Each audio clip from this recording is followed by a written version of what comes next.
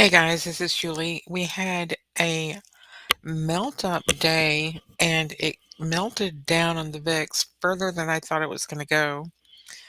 I fought this range extension this morning when I saw, the Grok tried to give it to me twice and it actually said something about 200% range. I said, there's no way. And I doubt that it was 200%. So it was off, and that sort of threw me off to begin with. But just getting to the daily one at 86, eh, and then past the daily one, we got up to, let me see, get over here so we can see it, $1.57. So we got past our 86 range and didn't quite get to the 172 second standard deviation. The SPX was pinned permanently. They didn't participate in any of this afternoon. And there's a reason for that, and that is because we were right here on our target. We got a little bit, I took us to the second target this morning, 57.59.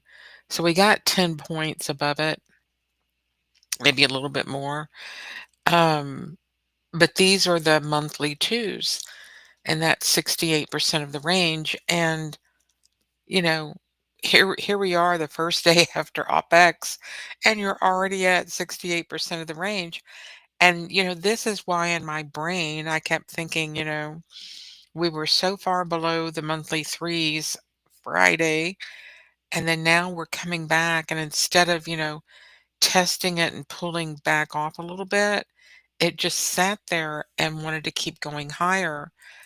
Um, we broke through the 6-month one, and we're coming up to our quarterly one, which is not even in play.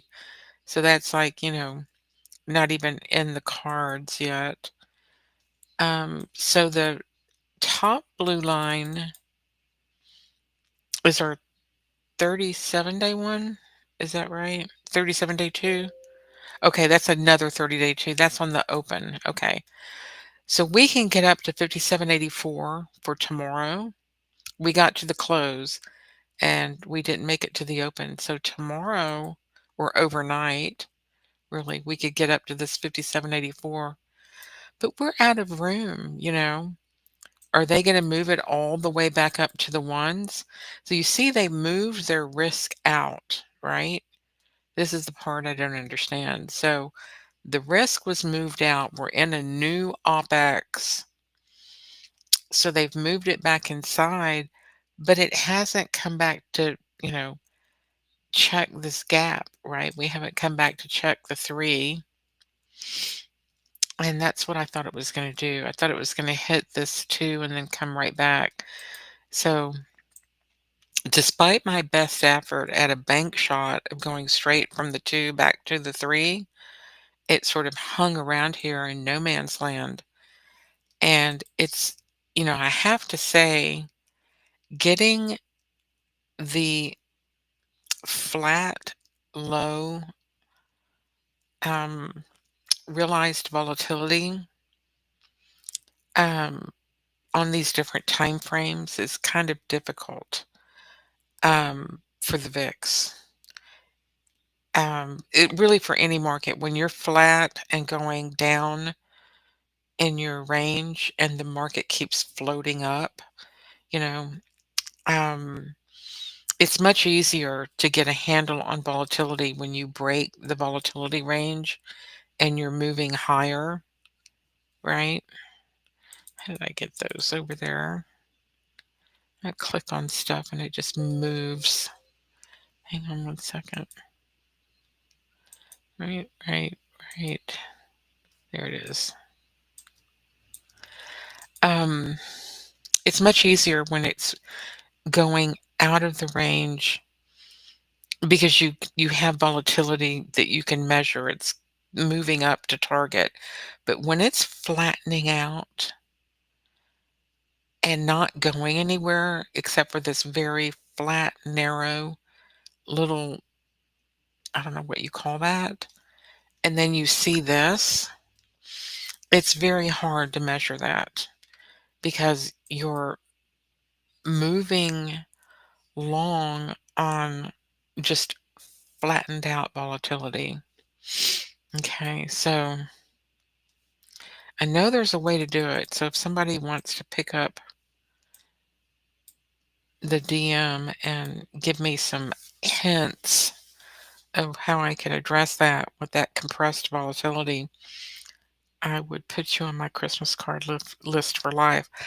What I have been doing is just measuring my 1 period, 14 period ranges on smaller time frames and adding them up, right? So it's just a simple arithmetic. If the um, range between 2 time periods is X amount, um, you can add these up, you know, 20, 16, 8, and then you get to your cumulative total because you can't total it when it's just sitting there flat as far as, getting that projection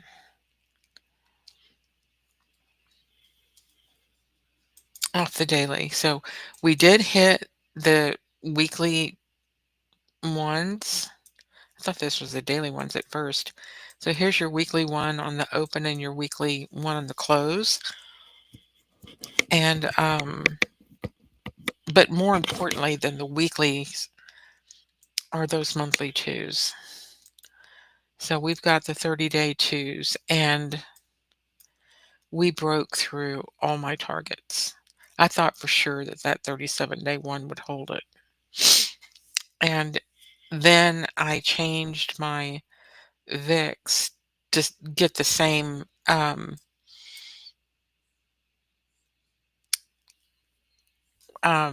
multiplier that showed that overage because the 37-day one range, the one period, the RVOL was greater than the HVOL, and it showed that range extension. So I should have known that we would have a range extension on it, and we did.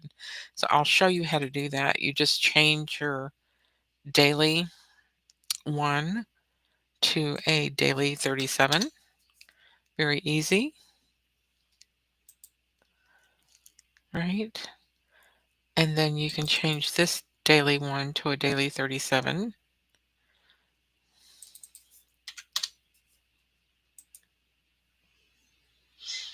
There we go.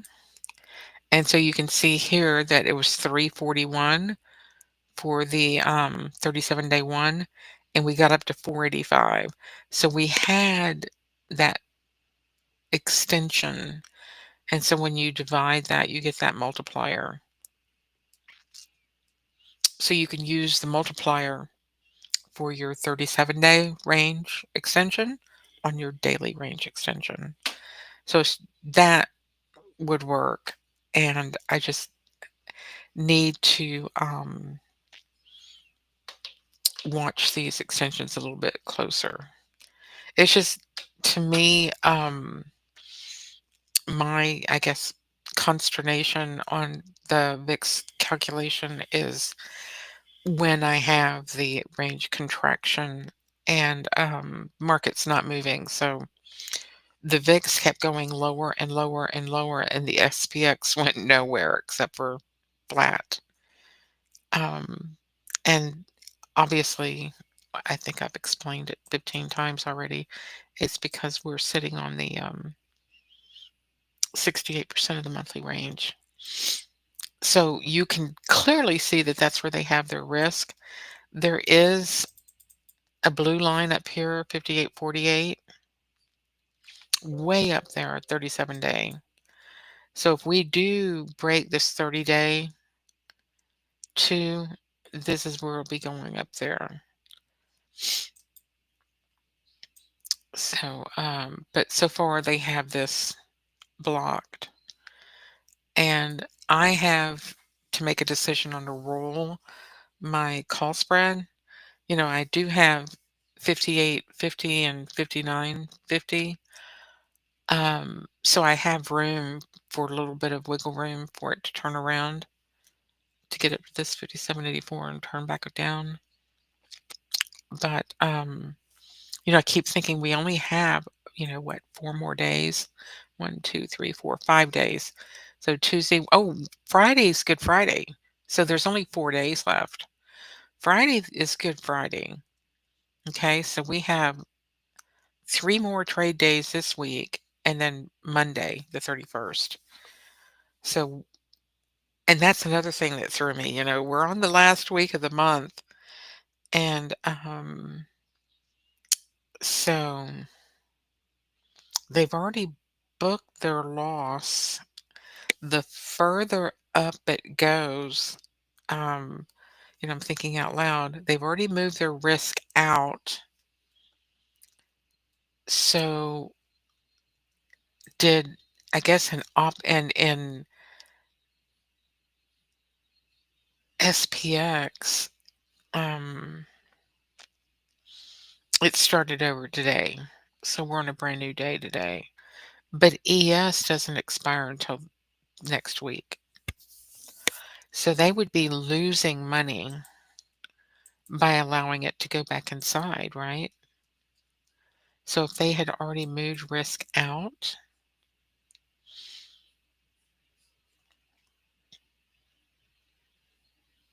are they going back inside? And if so, how deep do they go, right? And it looks like 58.42, 58.50. So I'm selling 58.50 and have 59.50. So, but I guess it could go up to this 5,900. So let's take a look real quick at our quick strike and see what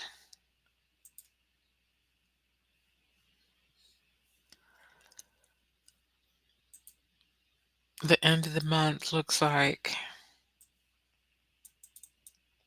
58.10 current volatility,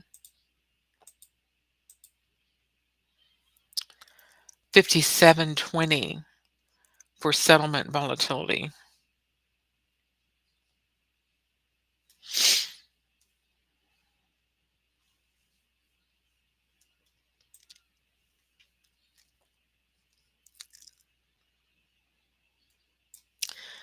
And so that's right back down here to this bottom three.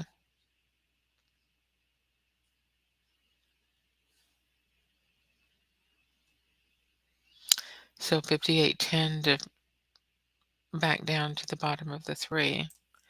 Let's see where our puts and calls are.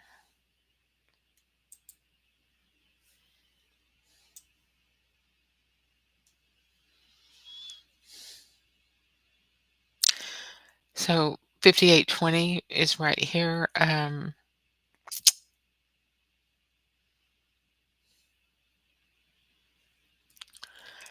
And if we move down,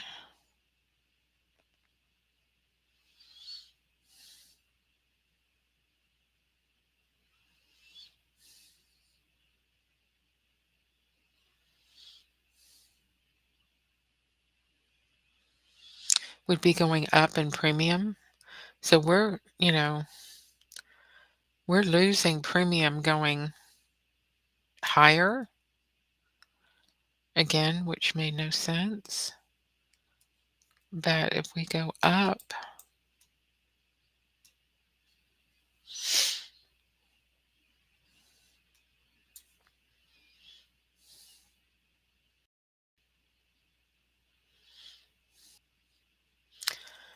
but the gamma's higher coming down. Gamma is lower going up.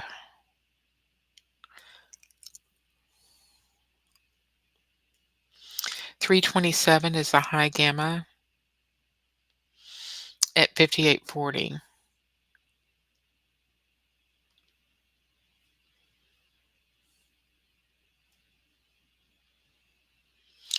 So we could be going to that 58.40 and then back down.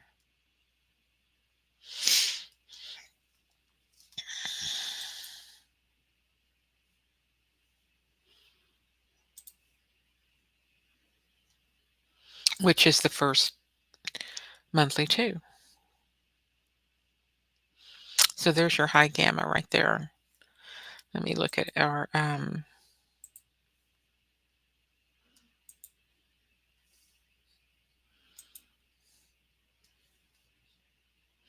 so here's our puts, 57.50 for the intraday volume.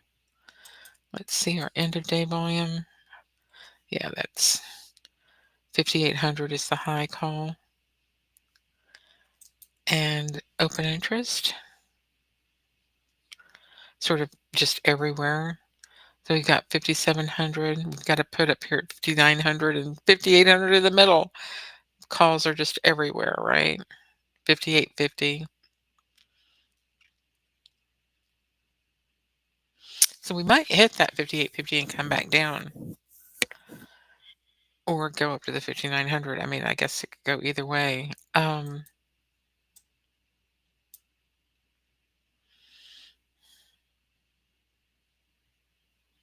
Here's the 58.40 right in the middle that I was telling you about.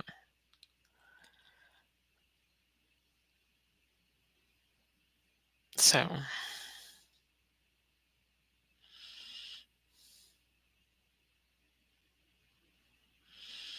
I think, it's still looking pretty good for me. I might, hold off on a decision of, adjusting my short call spread at this point.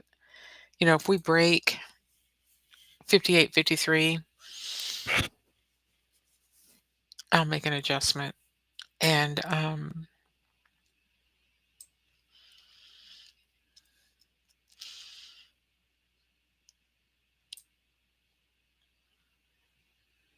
sell some more premium, or, hedge it by buying along ES to offset the trade. Cutting it close. And so for our VIX, the 30-day is down here.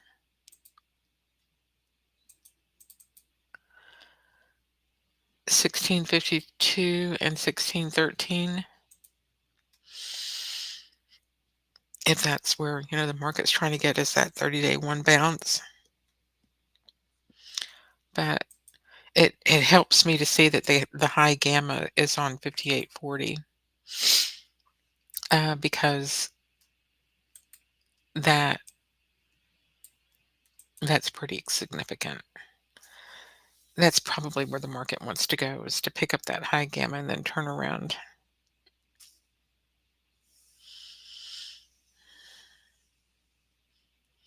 All right. Well, that makes sense. All right. So things are making a little bit more sense, but so I need to come up with a plan still on how to address this compressed vol so I don't get lost during the day. I just need to get a pen and paper, old school, and count my hourly, or hourly, half hour or hourly, both, probably half hour, VIX candles, so I can add up where I am and get my cumulative total, so I can run my projections, and then try to do my adjustments for these percentage differences of when I'm over or under um, a higher time frame target, like I was trying to get to with that 37-day one. So let's take a look at our 30-day one just for grins and see what it looks like.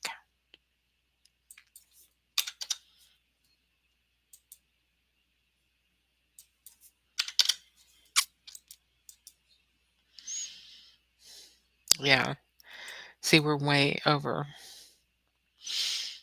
already. way over range for a 30-day one. So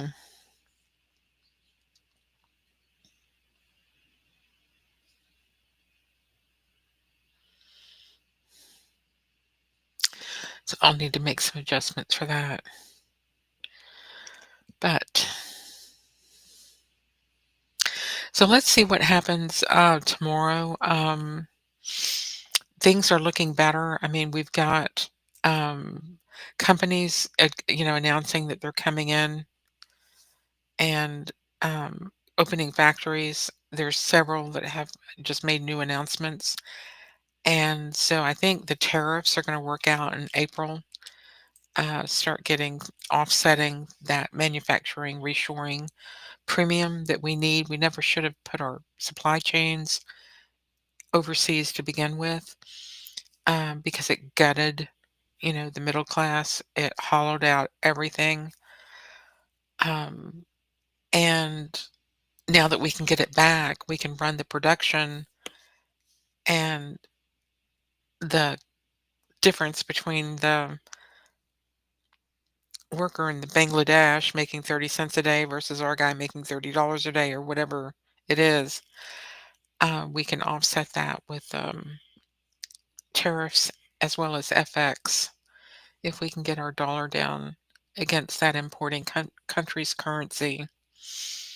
Um, and that will help the importing countries' consumers, to not have a price shock either on our imported goods for them, or when we export our goods to them. It won't be a premium for them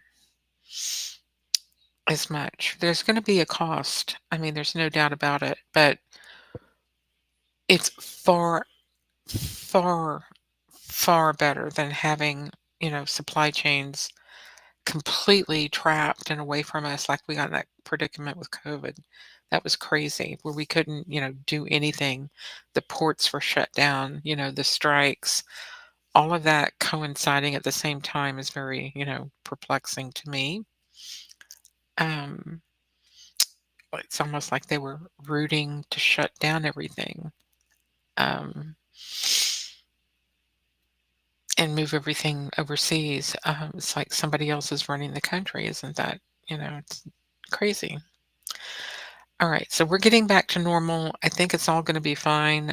And if I can just get my arms wrapped around keeping my cumulative totals going for my crushed volatility so I don't lose sight of where I am on my calculations, I'll be fine. All right. We appreciate you. Thank you so much. Looking good, and I'll talk to you tomorrow. You'll have a good night.